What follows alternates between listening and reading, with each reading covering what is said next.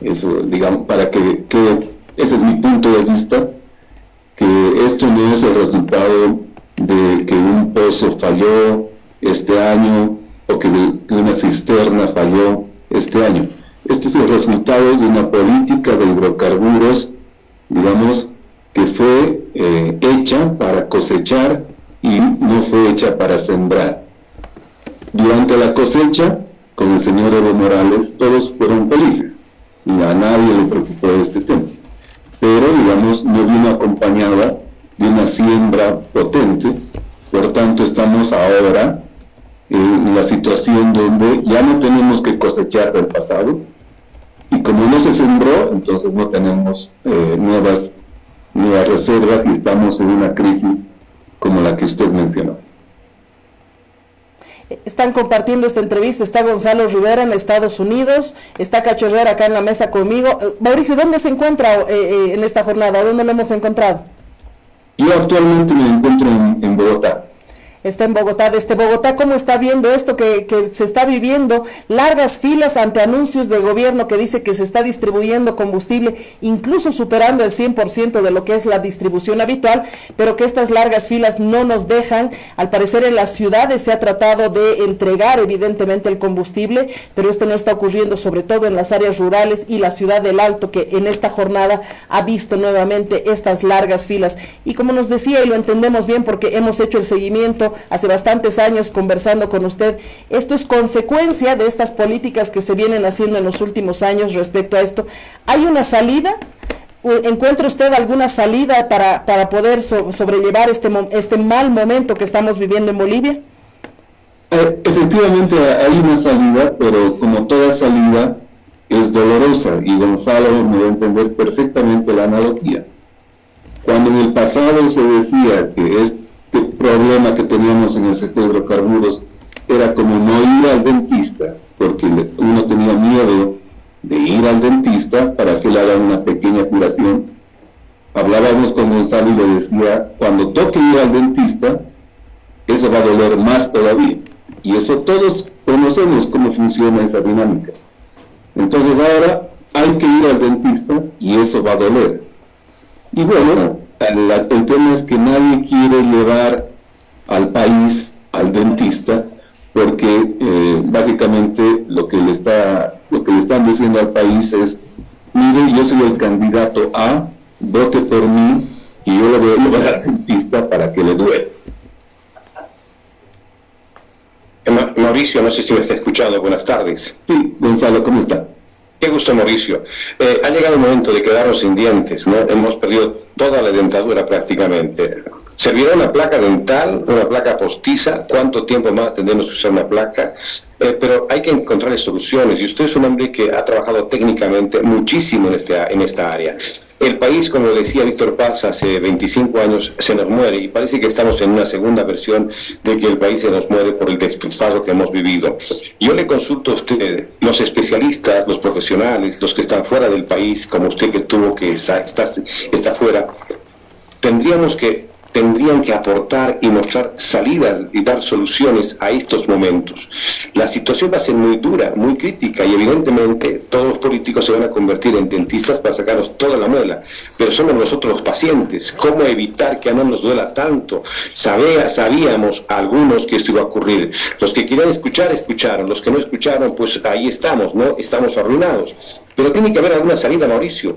Como decían, los profesionales están para eso, para darnos salidas y luces para mejorar este momento. Sí, Gonzalo, y bueno, y tampoco es cuestión de descubrir la pólvora, porque voy a hacer una historia rápida, espero que tenga tiempo y la gente me pueda a través suyo escuchar.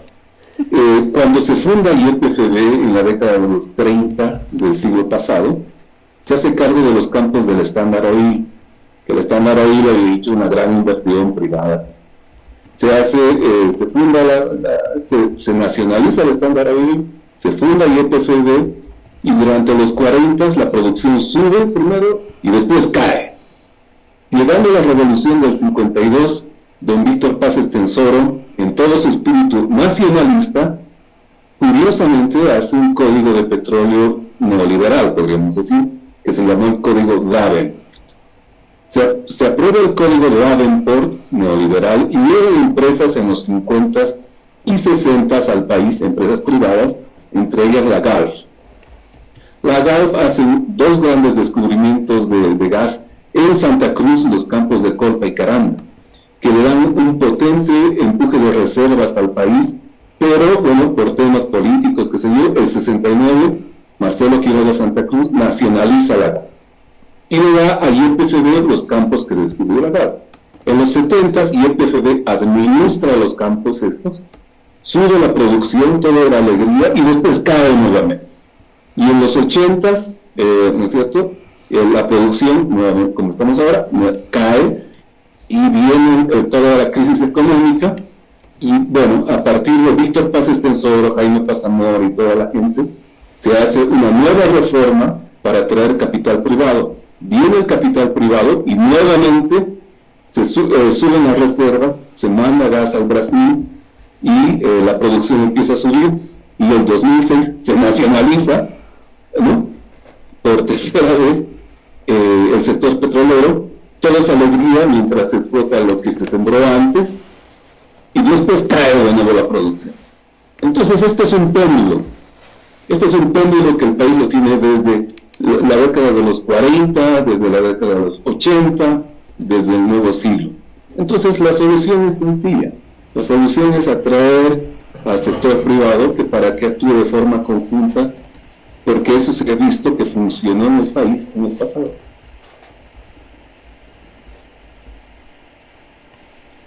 Solo la empresa privada entonces podría sacarnos de este momento.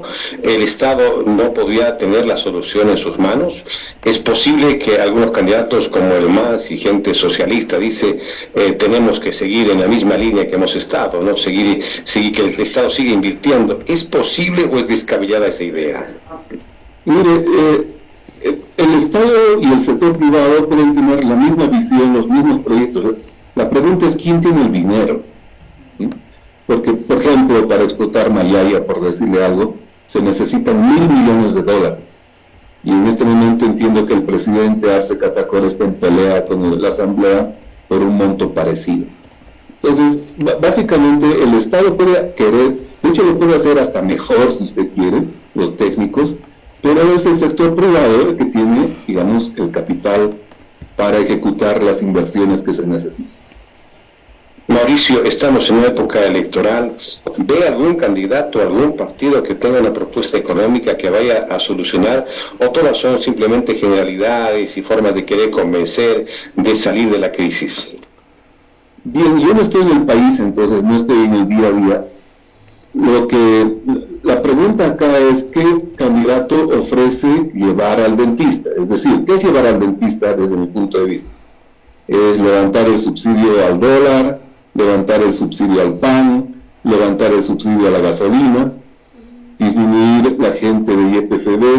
Es decir, es una serie de políticas, digamos, de ajuste que son complejas porque a nadie le gusta que le toquen el bolsillo. Lastimosamente en economía no hay magia. Por tanto, en este caso, para salir de este atolladero en el que estamos en este momento, es necesario liberar la olla de presión. Y esta liberar la olla de presión, ¿no es cierto?, cuando usted golpea la parte de arriba, bueno, en las ollas antiguas, ¿no?, y sale la presión, esa presión se tiene que hacer con un tipo de cambio liberado, un precio de la gasolina liberado, pero no, digamos, hacerlo a la usanza de la década de los 80s y 90s, porque la gente no la aguanta, y es correcto.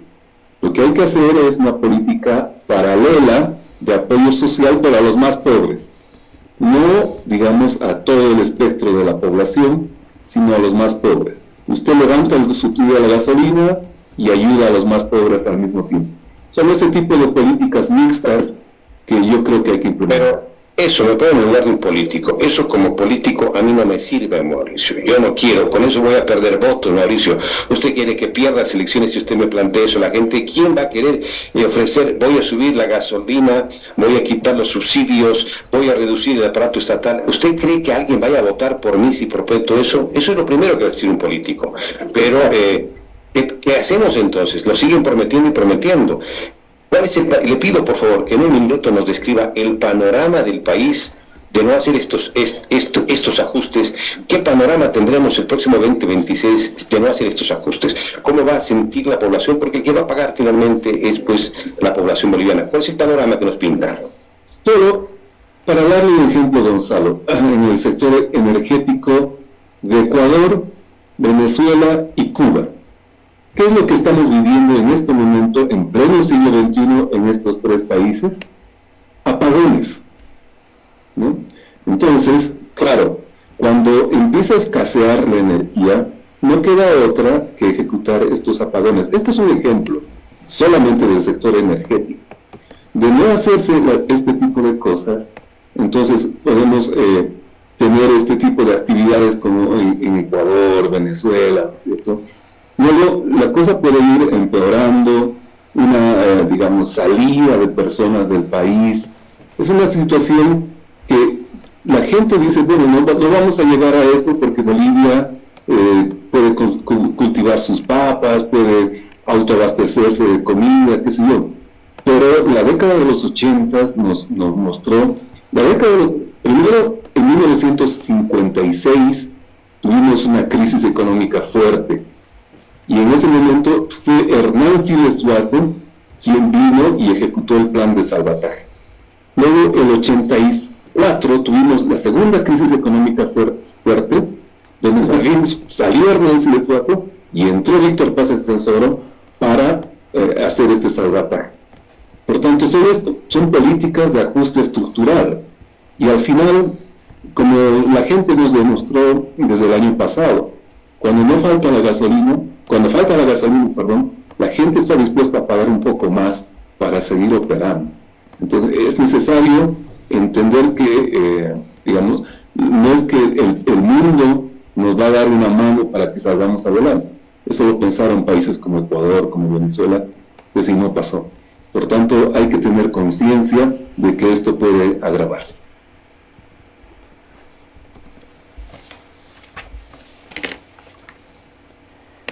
Gonzalo, ¿sigues por allá? No, creo que hemos perdido el contacto. Cachito, ¿tienes alguna consulta tal vez para Mauricio, por favor? Mauricio, ¿qué tal? Muy buenas tardes. Yo tengo dos consultas muy de coyuntura, muy puntuales. Una es, ¿cuál es tu opinión respecto de esta especie de intermediaria estatal que ha sido inventada por YPFB? Me estoy refiriendo a bot trading, que parece que es una cosa muy oscura en este negocio de la compra y venta de carburantes a través de intermediarios. Y la otra consulta puntual es, José Gabriel Espinosa nos dijo en una anterior entrevista que se está pagando por carburantes con oro, con estaño, y algunos otros analistas incluso han dicho que se está pagando hasta con hierro. Imagínate al grado que hemos llegado. Tú, que tienes una amplísima experiencia en el tema, te quiero consultar. ¿Se está pagando con minerales por carburantes? Y segundo, ¿cuál es tu percepción sobre bot trading?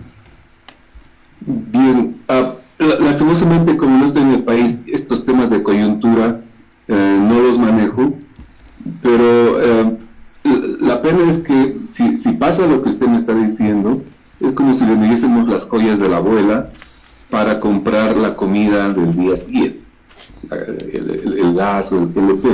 Entonces aquí hay un problema de stock y de flujo. ¿Qué quiero decir con esto? Hay un problema de que la casa tiene sus ahorritos, las joyitas, ¿no? Y en lugar de acumular y hacer crecer esas joyas, lo que está haciendo el papá es ir y vender estas joyas, y es lo que está pasando, para que los chicos y la familia pueda alimentarse el día a día. El problema es que esto es, digamos, finito, no hay muchas joyas en la casa. Y aprovecho su pregunta para mencionar que aun cuando la Asamblea entregue el dinero o apruebe el crédito, para el Ejecutivo, esto soluciona parcialmente el problema, porque no es un problema, como le digo, de stock, no es un problema que nos falta 1.000 millones y con eso salimos adelante. Es un problema de flujo. Y cuando es un problema de flujo es muy sencillo, el papá no tiene trabajo Y lo que está haciendo el papá en este momento es tocar las puertas de la asamblea y decirle, por favor, denme un crédito de 1.000 millones más. Y sigue sin tener trabajo. No sé si me dejo entender. Sí, Entonces, sí. lo que va a hacer con ese dinero es vivir unos meses más y luego, como no tiene trabajo, tiene que tocar otras puertas más. Entonces, lastimosamente es un tema técnico, pero yo lo veo así. Perfecto. Sobre Bow Trading, ¿algún criterio de alguna manera distorsiona las cosas? Un dato, por ejemplo, que quizás te va a ayudar a tener un contexto claro. Se adjudicó a Petroperú, por ejemplo, la posibilidad de importación de carburantes a Bolivia, pero luego se la descalificó para dar paso a Bow Trading, esta intermediaria subsidiaria de YPFB. Bueno, en principio se nacionalizó para que evitara al sector privado.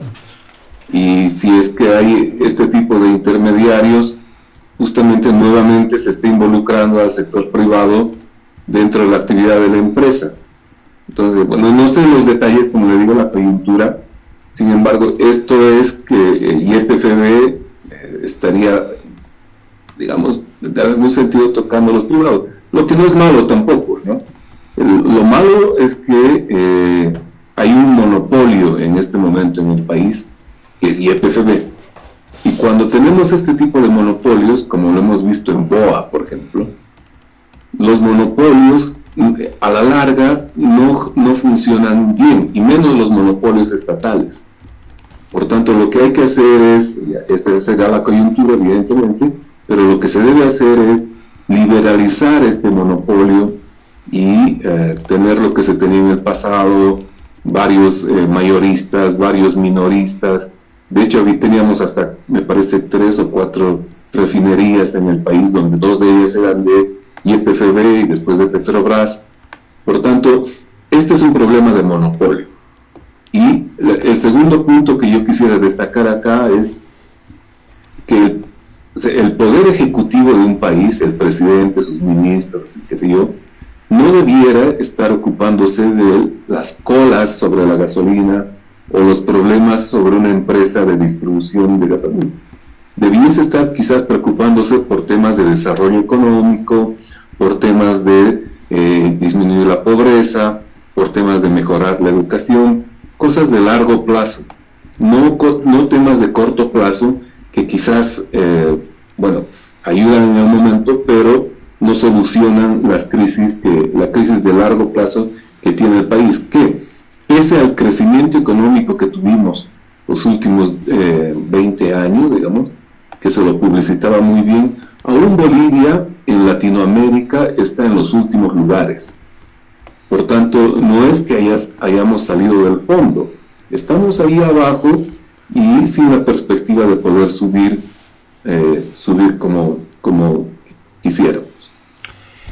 Bueno, para que eso se cumpla, Mauricio, necesitamos verdaderos estadistas, que es lo que lamentablemente no tenemos en este momento en el país, estos líderes con una mirada larga, de una coyuntura larga sobre el futuro, sobre las perspectivas de nuestro país. Lamentablemente, en el último tiempo hemos tenido gente que más bien ha tenido una mirada muy corta, muy de corto plazo, que claro, no han podido visualizar estos problemas estructurales, estos desafíos estructurales que tú mencionas. Así que nos quedamos con esta reflexión.